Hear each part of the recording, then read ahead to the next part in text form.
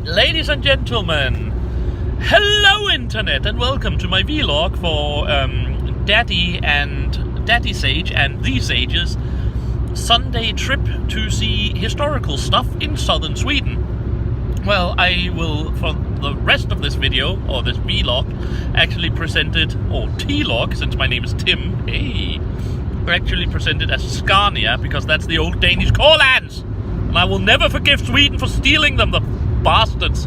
Anyhow, yeah, we will be seeing a castle, we'll be seeing some petroglyphs, we might even be seeing a church, you know, for fun. I'll be back. As for, well, we are currently on the bridge to Sweden.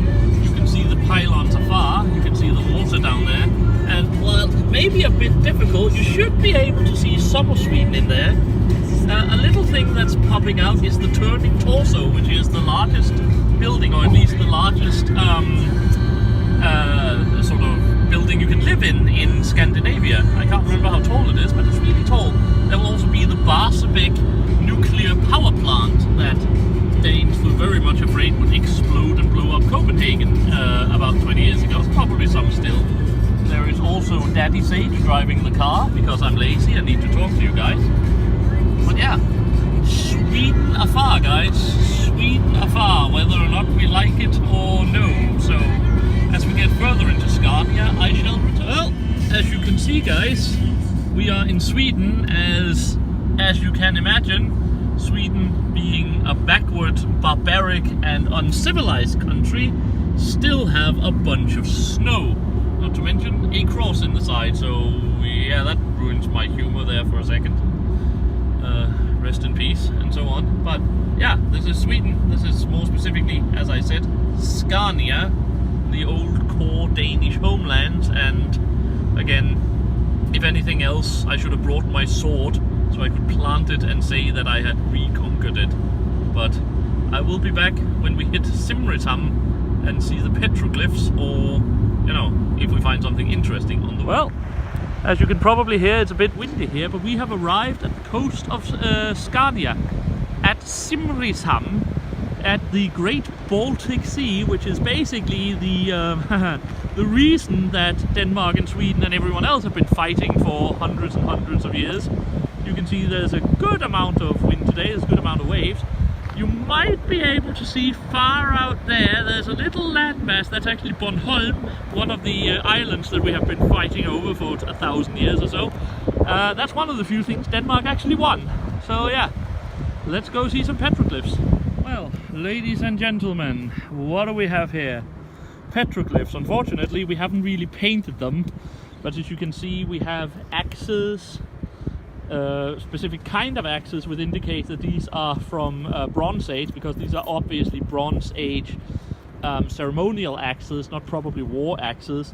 We have ships, which is, it actually looks very much like the ancient Scandinavian Stone Age vessels, but of course those eventually was what developed into, how to put it, the Viking Age vessels. Again, more axes, more ships. No one really knows who made these or when they were specifically made, but again, like I said, the axes indicate that they have Bronze Age origins.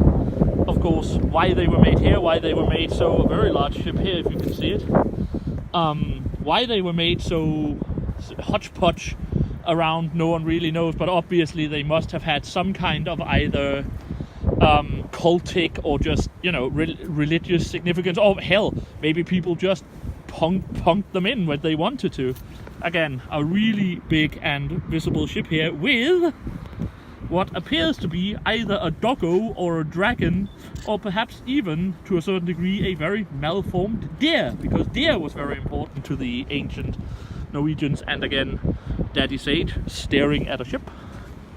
So yeah, those are at least part of the petroglyphs of the north. I've always liked petroglyphs. They're kind of like cave paintings, only better. It's just my opinion, but well, after this we're going to go down and visit Glimmerhus, which is one of the best preserved medieval castles in Scandinavia. and I will get back to you with that. Alright, so let's talk a little bit about the petroglyphs. And again, I'm of course sorry for the camera quality and everything, but you know, I'm in the car. So why do I say we don't know very much about them? Well, obviously because this was the Bronze Age and they didn't really leave a crap ton of written evidence. Well, the written evidence you've just seen, it was the petroglyphs. We don't know very much about their religion at all. It seems to have been some kind of sun cult, some kind of worship of the sun, but there was probably also like a ton of other either nature deities or hell, even primal versions of the ones that were later, eventually 1500 years later, or 1,000 years later, develop into the proto-Nordic pantheon like Odin. And well, probably not Odin if you see my video about Attila the Hun, but something like that. So that's why I'm saying we can't really say what is going on regarding, you know, why they did these petroglyphs the way they did them, why they did them so hodgepodge, why they did them only these few places instead of every single rock around.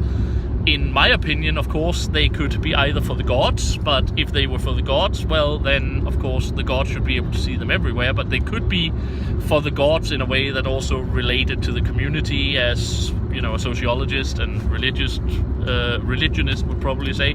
Or it might just honestly be their version of Facebook. Or, for that matter, perhaps more specifically, Instagram. Look what I can do. So, yeah. Anyway, on our way down to the castle now, and I'll get back to you. Alright everyone, this is Glimmingehus. Well, the big stone building is Glimmingehus, the other ones are later additions, which should be obvious to anyone knowing even the slightest bit about late medieval architecture.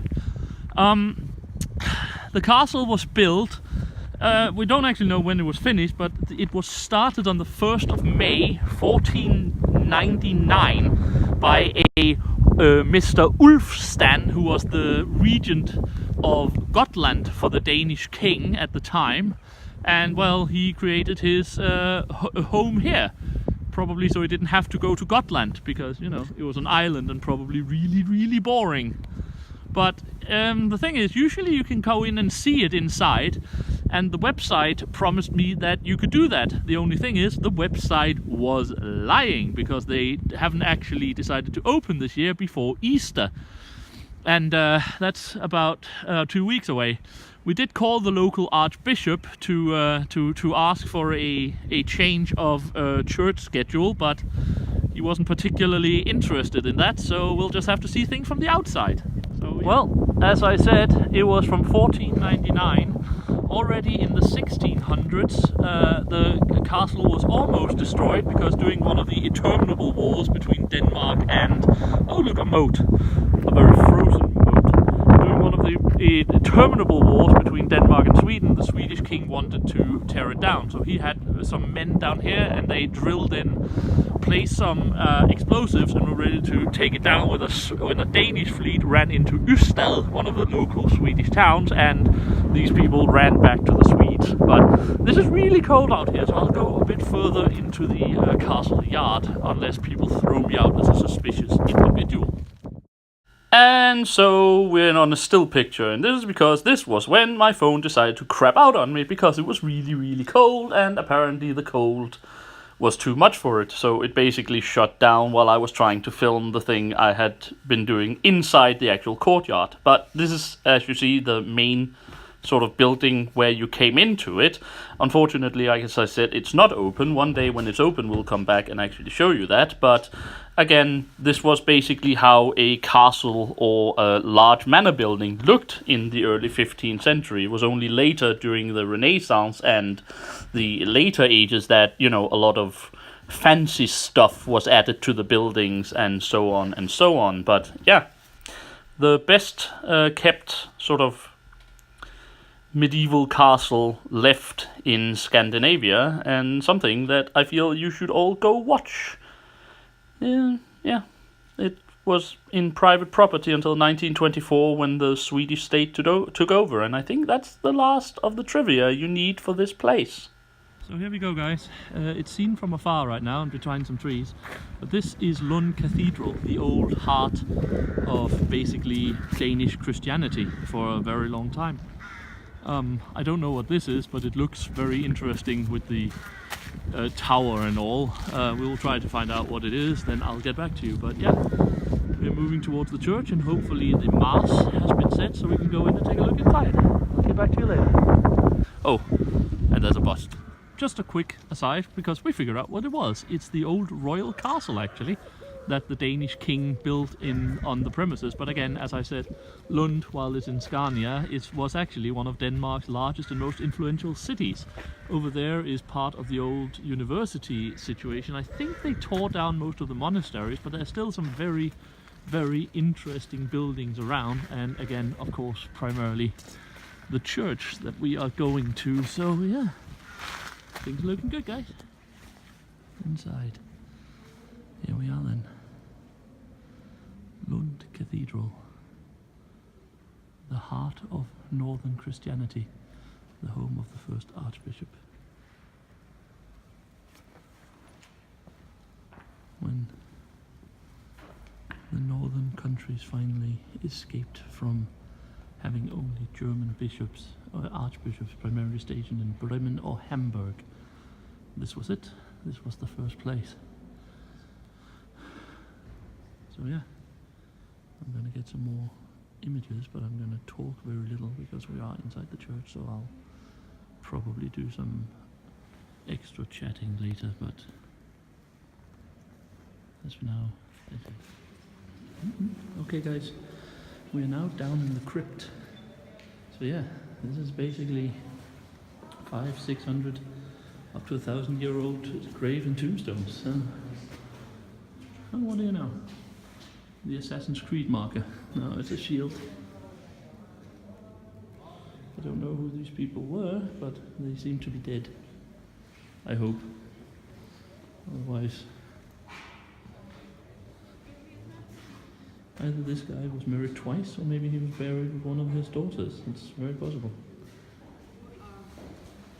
Again, most of these would have been pre-Sweden taken over, so these are actually my old countrymen, Nordic nobility or Danish nobility from back in the old days. The crypt is long, and well, I find it interesting. I find much history interesting. Oh, look at you. And someone is hugging a pillow. Det er en film. Yeah, I know. It's a troll. He's the one who's supposed to be building this cathedral, and once I'm out of the cathedral, I'll probably tell you the story about him. But for now, I will explore some more. The high altar, of course, where all the nobility and royals and so on would be sitting, while the peasants were down in the rest of the area. Various... Ooh, I think we might have found the grave of a certain fellow I was looking for.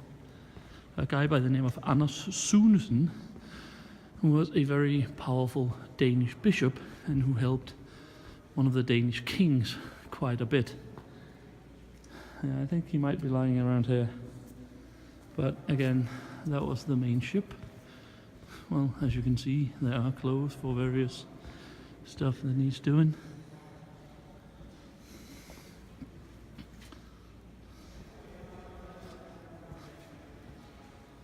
It doesn't have any stained windows, which is, of course, interesting, but I think this will be the last from inside the church, guys, and I will get back to you with some more information on still photos, just because I don't want to keep shooting and talking inside. So I promised to tell you the story about the giant Finn who tried to smash down the cathedral, as we saw. They actually built the cathedral, then smash it down. You see, the thing was that the original builder should have been a fellow by the name of Saint Lawrence, but he took his time in building it because, you know, there was humans. But then this magical giant came along and said, I'll help you and I'll build it in just a year and everything will be fine. But my only payment will be the sun and the moon and all the stars, except if you can guess my name. And it's one of those things where St. Lawrence absolutely couldn't guess his name, but of course then he figured it out by a trick and tricked the giant, and so the church was built and the giant got pissed and tried to tear it down, but the powers of God repelled him. So yeah, well, that was basically it. We saw a lot of things today. It was all very interesting. Now I'm back home, so I hope you have enjoyed this, and back to regular scheduled programming later this week.